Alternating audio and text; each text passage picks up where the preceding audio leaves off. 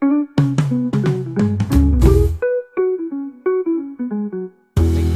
you. Yeah, well, so excited to be here. Just, great to talk film with other filmmakers, and, humbled and honored to get the invite. Oh, thank you so much. Could you give a little bit more about your background? Because we dug into a little bit. We You're did our from research. Alaska originally. How does that happen? Yeah, so I was born and raised in Alaska, and I grew up really into photography. That was kind of my inroad to filmmaking. I actually worked for the Anchorage Daily News when I was a teenager. Oh. We had this special section where each week the teens would get to like put together one page of the newspaper. Oh, that's So awesome. I was like a writer and a photographer for that like part of it, and it was just really cool to get immersed in the visual arts. And I got really into like darkroom developing, and actually built a darkroom at my school. So that was kind of my pathway to film. And eventually I ended up in LA because there wasn't a huge opportunity for filmmakers in Anchorage. I see. Okay. So you made the move to LA, and how'd you get started? You just look for jobs, or you just trying to get on set?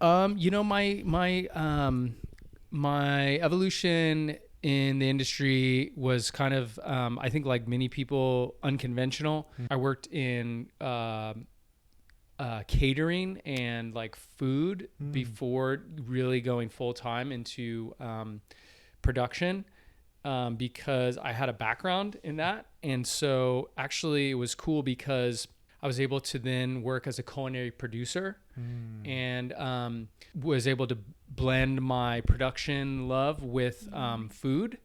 And so that led me to actually an exciting opportunity with a company called Mahalo that I worked at in 2009. And I was producing cooking videos. Okay. And so my background I had worked as a caterer. I'd also worked as a personal chef. Oh. And I even appeared on like a reality show, like as a chef. That episode is out there somewhere. We can watch it? Yeah, What is it called? I won't tell you the name.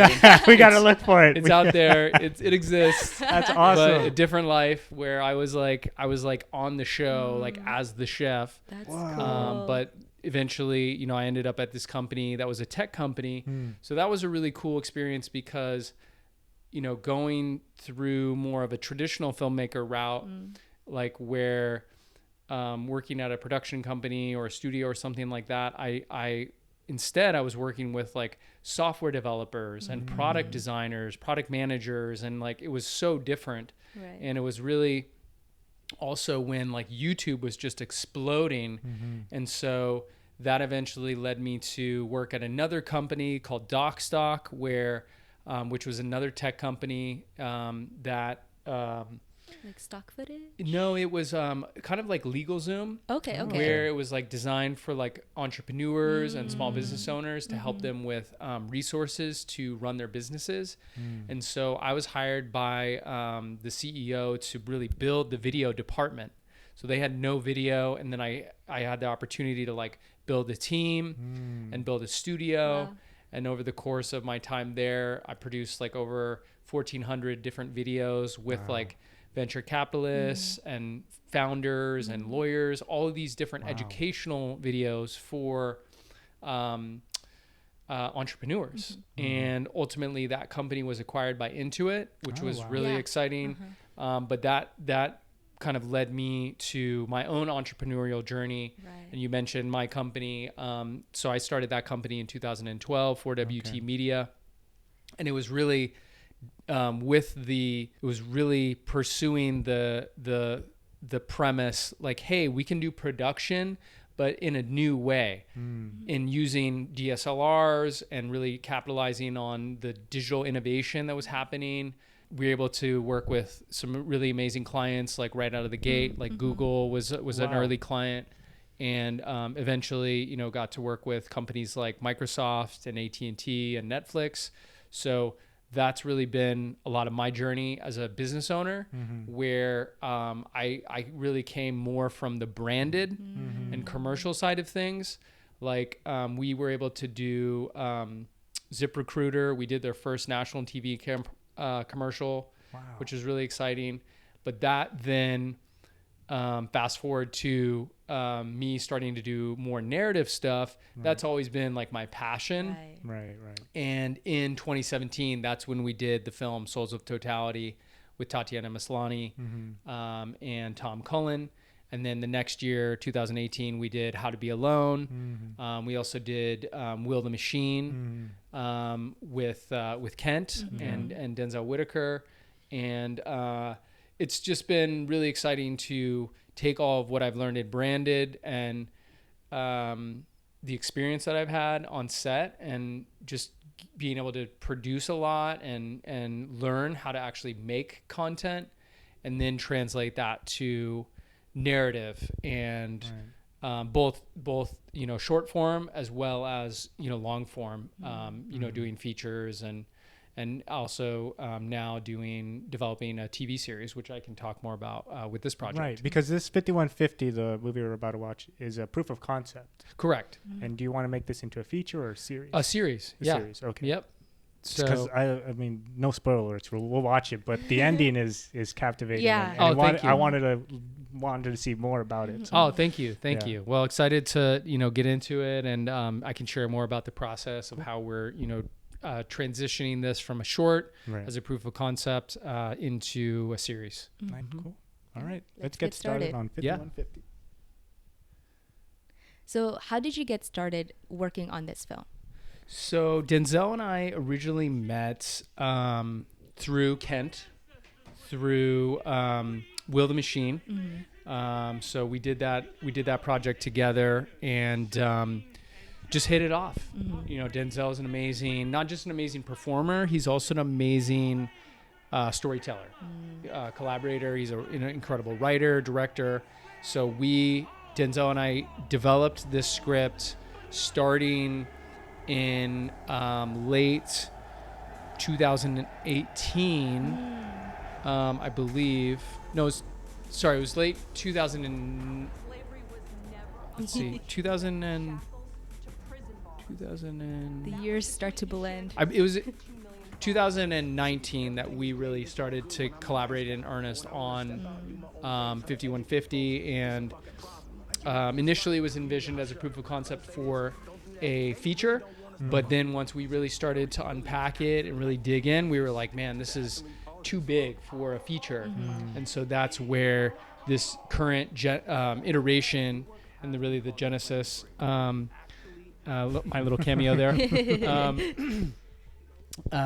came from. Right. And we shot this during the pandemic, right after COVID hit, which was really intense. Like, it's hard to really get the sense of it from, especially this opening montage, because the way that we had written this on the page was, it's meant to feel really big and really expansive. Right. And we had also written this big nightclub scene that was part of this, and we had to scrap all of that because we were actually one of the very first projects to get SAG clearance to shoot during COVID, because this is pre-vaccines. This is super early in the pandemic. So this is in June of 2020, and all production was still shut down. And we had an amazing resource in David Oyelowo, who was one of our executive producers. And David was just really a mentor to Denzel and myself, and also really pushed us to shoot during even a time when nobody else was shooting. And we were able to get SAG approval to actually film. But that's why you kind of see that style of the montage at the beginning being very using a lot of stills, a lot of mixed media, because we were really limited. We had literally every single extra who was going to be in the film had to COVID test and We had a COVID safety officer on set. It was very high stakes. It was a great opening as well. Yeah. Thank you. It didn't lose any punch or anything Yeah. like that. Thank you. It made the whole world, and it makes me feel. It first made me feel like, oh, he's just going against the machine, but he has a real serious dilemma. Not a dilemma, but he's actually saying what he wants to say, and everybody's like just giving him bullshit for it, and it's like, why? But we only saw that one side. But then when you realize later in the film, he's a great father, and everybody is turning their backs against him, all that sort of stuff. You kind of feel bad, and it's how media can lie and just tell a different side of story of you. That's not true. I'm glad you picked up on that, Dario, because this story for Denzel and I was really about exploring that gray area. Yes. Obviously, a comparison that will be, I think, top of mind for everybody is Kanye West. Right. As somebody who's had his own mental health struggles and really some of that being very public. Kanye was an inspiration for us, but this is not meant to be about Kanye West. Right. It's actually more meant to be about celebrity and celebrity culture, and also really a lot of the complexities around mental health, especially in the Black community. And so that kind of gray area where with the main character, we wanted him to be someone who he wasn't perfect, but he also he's not a totally bad guy. Like you said, Dario, he has humanity. We see that he's, a devoted father, but he's also clearly struggling with his own issues around, he's a narcissist. He really puts everything through the lens of like, it's about me. And that can also lead to him just being erratic. And so we were really excited to present the audience with a very nuanced character study where it's like, we want to challenge you to take a stand, and ultimately, maybe Sally has a different view than you do on the main character. Like, that's what it's designed to do, of create that conversation. We want, and also why we thought it was a series, so that after each episode, people were like, well, what did you think? Like, this was my opinion of him, and like, I thought he was right. Well, no, I think he was wrong. And we wanted to really explore that and create that kind of dialogue. Yeah, he's fighting for something important, like police brutality, the treatment of African Americans in America. But the way he's doing it rubs people the wrong way. It's like, sort of like, well, how does he's very emotional with all this, like, with all this things that are happening to him and his people. It's you can't blame him, but then at the same time, if you were in his shoes, you would do the same thing. Yeah. Generations after generations of being told you're crazy. Yeah. It'll make you fight. And then it comes to the ending as well. The mom says you gotta, pick the right battles, right? Play chess, don't play checkers. That's right. And so it's like, okay, like that's, pick your battles, but at the same time, like, you can't deny the emotional behind, like, his thought process. And he does do it with a narcissist lens, right, of a or way, like an artist's lens. with an artist lens, exactly. And so it's great. Let me ask you this: so you shot in this one location?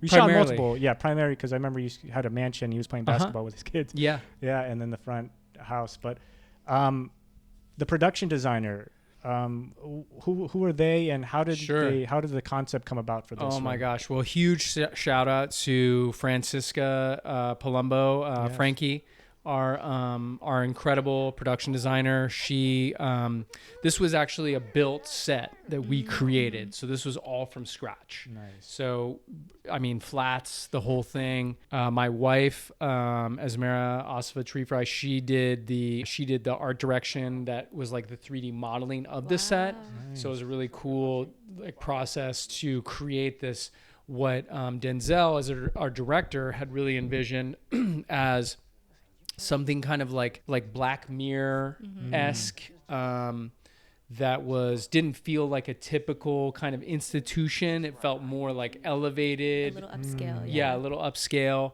And so Frankie, I mean, she is just incredible, highly so visionary in terms of how she created this. The textures that you see on the wall are actually they're acoustic ceiling tiles. Mm-hmm. So that was like a really bold choice by her to just create something that was very. Those don't look like ceiling tiles. Mm-hmm. No, they don't. You know, when you, in terms of how you're perceiving it, it's like it seems very like sculptural. Yeah. And so she just did an amazing job. I also do want to shout out Christina Dunlap, our cinematographer. Yeah. So she just really took what Frankie did in terms of our set and our production design to the next level.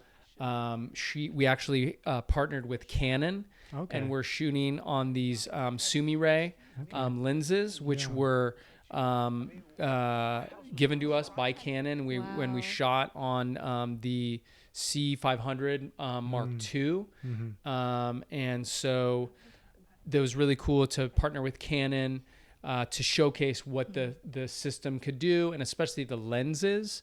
And I will say that the lenses were challenging because the Sumi Rays, they have this really beautiful kind of like soft look in terms of the fall off of how like past the focal plane, it's like it gets really soft, but that you have to basically shoot wide open to achieve that.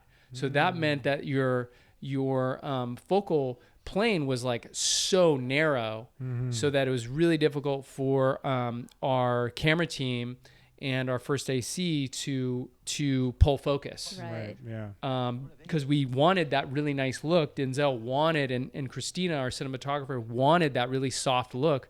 But then when you stop down a little bit on those lenses, they just kind of look normal. They didn't have that really nice look.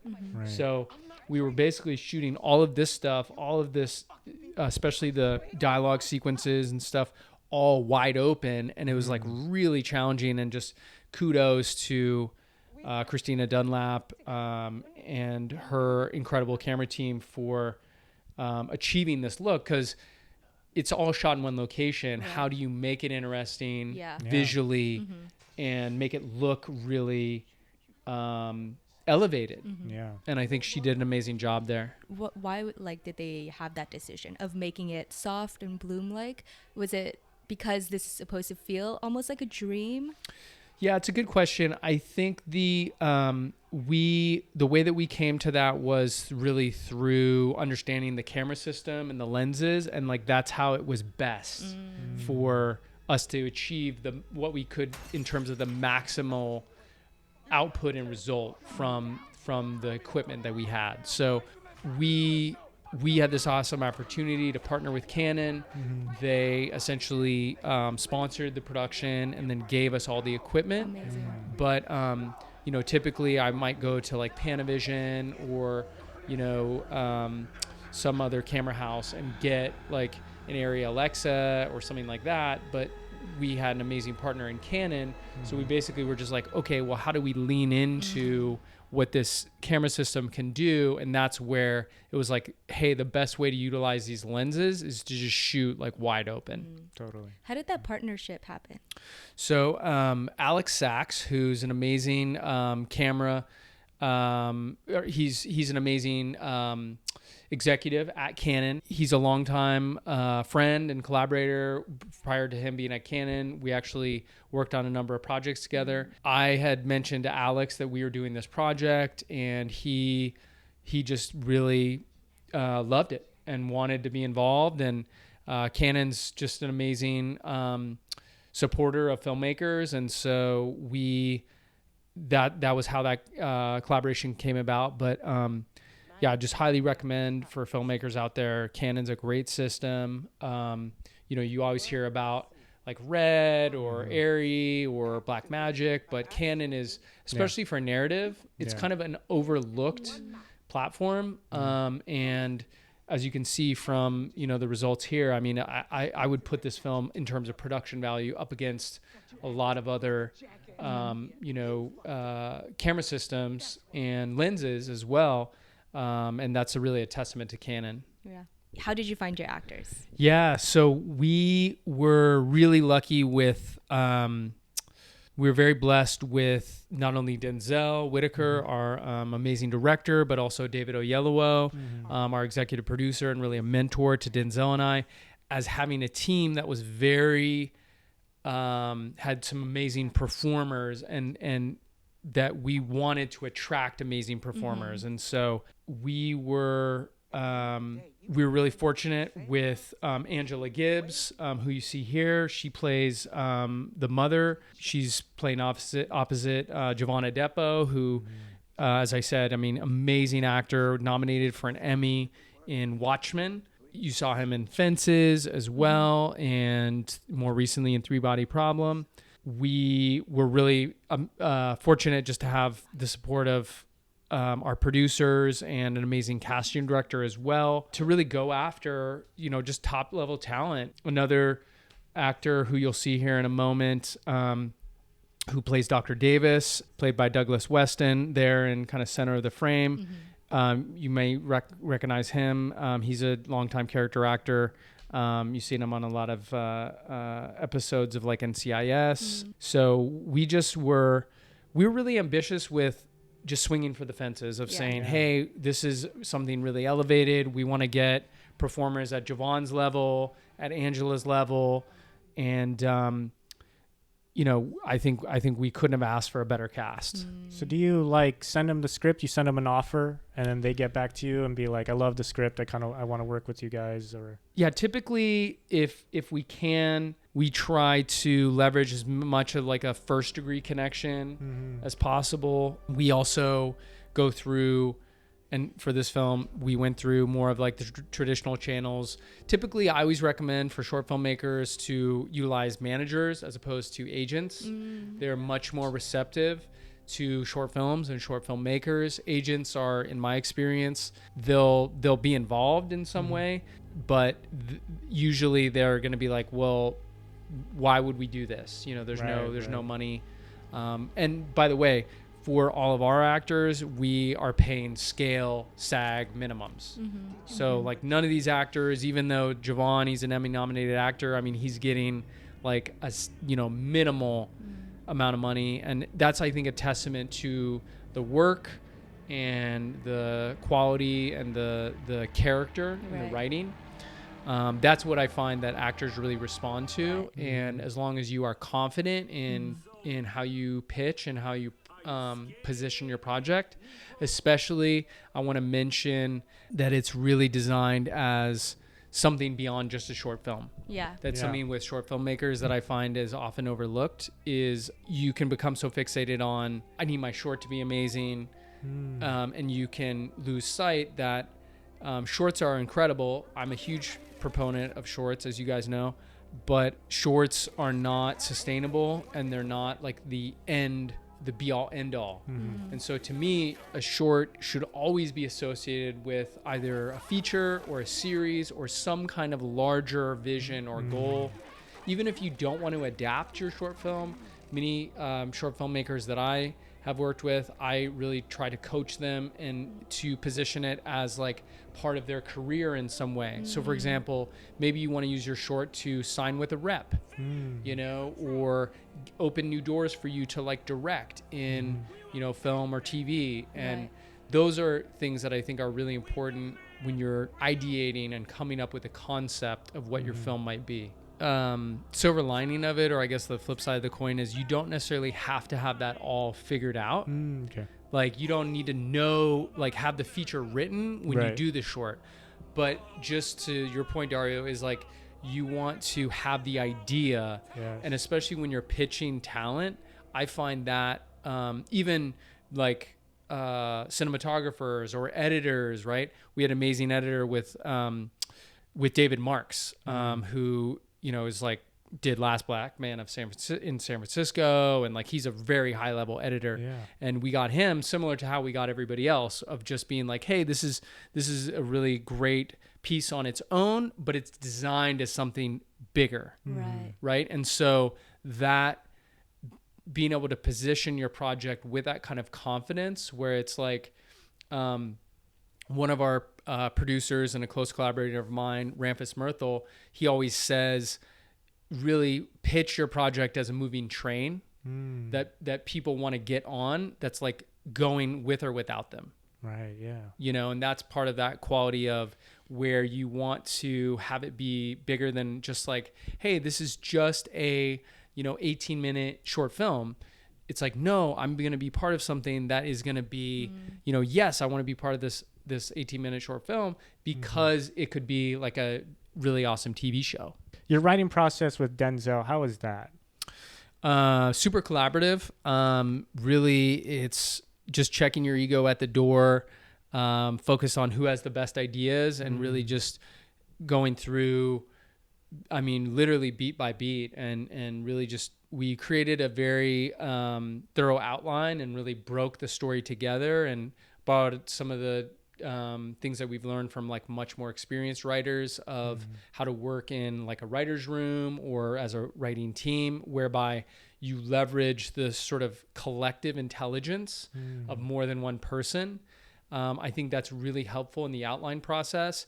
And then once we had that, then we split off and did our own drafts kind of through the process, and just who had the best ideas, basically like scene by scene and even dialogue by dialogue. This was a very personal story for him, and he came to me with an earlier version of this idea. So it was definitely the genesis of this was really with him to begin with, because to your point, it was very personal.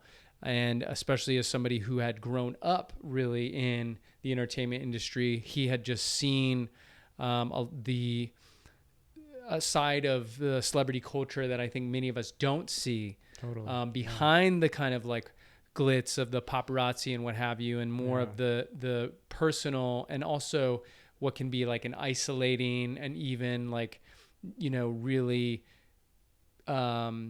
negative side of celebrity culture with like the narcissism and some of the way that you can just be surrounded by people who are always saying yes to you. Right, so those are definitely themes that Denzel wanted to explore with this story. I just applaud him for the courage to be able to do that. And especially also the mental health piece of it, because a lot of these are very sensitive themes. And I think not only as a writer, but also as a director, he approached it with a lot of care and in a thoughtful way, where we've screened this film all over the place and the audience reaction is almost universally the same, which is like audiences really respond to this and they're just so excited about it because they haven't seen anything like it before. Did anyone, after having watched it, bring up like tinfoil hat theories about it, about like celebrities in Hollywood? Yeah, 100%. And that's part of our intention. You saw in that final scene where Dominic, who's our main character, he opens his hand and he has the note from his mom that says, "They made me do it." Yeah. We actually took that as like a literal representation of kind of colloquial thing that you hear, like, people like DJ Khaled say, like, they don't want you to win, and it's like a very common thing of like right? And so our literal boogeyman, if you will, and the conspiracy is like they in the film. And so we have had tons of people just speculate about what that is. And actually in the pilot and in the series, we go a lot deeper into what that is. And it's, we're really excited that the short teases at some of that, but really what is most interesting, I think, when you watch the short is that what Dominic thinks that he knows about they and what the truth is very different. Yeah, that's totally right. Yeah, because he puts the trust in the lawyer or his agent, or I'll give you whatever, just solve the whole thing, and then you see in the ending credits, she was involved in the whole thing, and I'm like, God, no, exactly, like gaslighting him, taking more money, and then having been behind it all. I know, that's so I'm so glad you commented on that, because like with the post-credit scene, like we really wanted people to be like, oh shit, like she was in on it too, and you know, his wife as well, and it's like this whole thing. So that, you know, coupled with learning about like their marriage being arranged, you know, we really are planting the seeds for these questions of like, my God, like this is going a lot deeper, and that he's just surrounded by these people who have really betrayed him in ways that he may not even realize yet. Do you worry that I'm going to say when, not if, when you make the TV series version of this, that you might rub some people the wrong way with kind of revealing or, you know, just talking about that topic about Hollywood? That's a great question. I think my hope is that people are ready for this. I think especially with Me Too and Time's Up, and, you know, what we've seen with like Harvey Weinstein, that the industry can recognize that there's a lot of toxicity that has existed around not just exploiting performers or exploiting like talent, but also like racism that is really built into the system. So we're really challenging a lot of that with this, and I think it is inflammatory. It is meant to be polarizing, but we think that audiences are really smart. We think that audiences can understand the nuance. It's also why Dominic as a character, he's more of an anti-hero in the kind of way that you would imagine like a Tony Soprano or a Walter White, where he's not perfect, but that's all the more reason why it's interesting to follow his journey as he's like part of this bigger conspiracy. I think to your point earlier, Sally, about if any of us kind of put ourselves in that situation of being, you know, in a huge position of power, like a celebrity, like what would you do? And like, what would it be like if you were, you know, told that you were just the most amazing performer and that you were paid millions of dollars? Like, what would that do to your psyche, you know, over time? So that's a really interesting part of the story that we want audiences to see. Do you have any advice for any like a young producer who wants to kind of get into your shoes, something like that? Yeah, I think for me, it was really about just getting as much time as I could behind the camera. For me, what that looked like was doing a lot of commercials and branded content. I meet a lot of filmmakers who haven't had a lot of time actually making things. And I think that that's invaluable experience that you just can't like replicate. You need that time to really learn about, okay, well, what does it mean to be on set, and how do you do coverage, and different aspects of the creative process that I think you need to be in the trenches to do. And so I think the future of entertainment is really going to be more of a convergence with traditional, you know, what's referred to more as like premium content, you know, stuff like you'd see on Netflix or HBO, and digital. So what you'd see on YouTube or TikTok. And I think the lines are really blurred, and they're just going to continue to blur. So I personally spend a lot of time on those platforms. Like I create content for YouTube and TikTok, where I teach what I've learned about short film making. I've got some courses, and I also coach filmmakers through Short Film Deep Dive. So for anybody who's interested, you can find me at shortfilmdeepdive.com. But I'm really passionate about just sharing what I've learned, because interestingly, I think there's a lot of information about making features, like low budget features, and how you do it. But to make like, how do you like make a film that's like a short that's going to get into South by? There's not that much out there.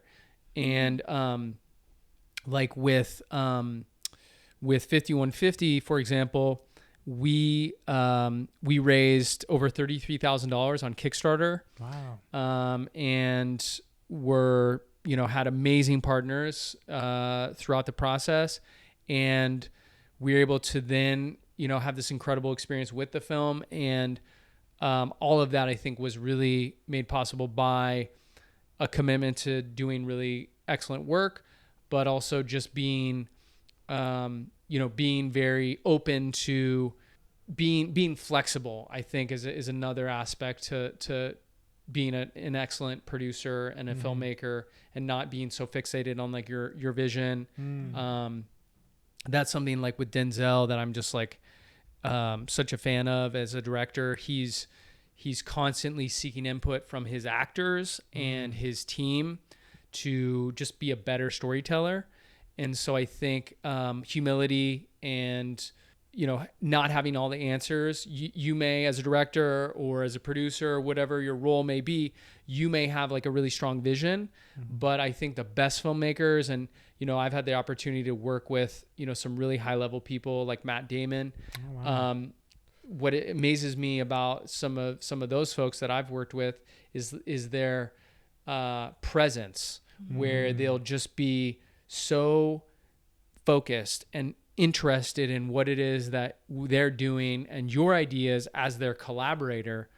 And that is I think that's a very universal quality for us as storytellers, as creative people, is that we should not buy into what I think is a very unhelpful narrative of like a hierarchy that exists where it's like, well, I'm the director and you're just a PA. Right.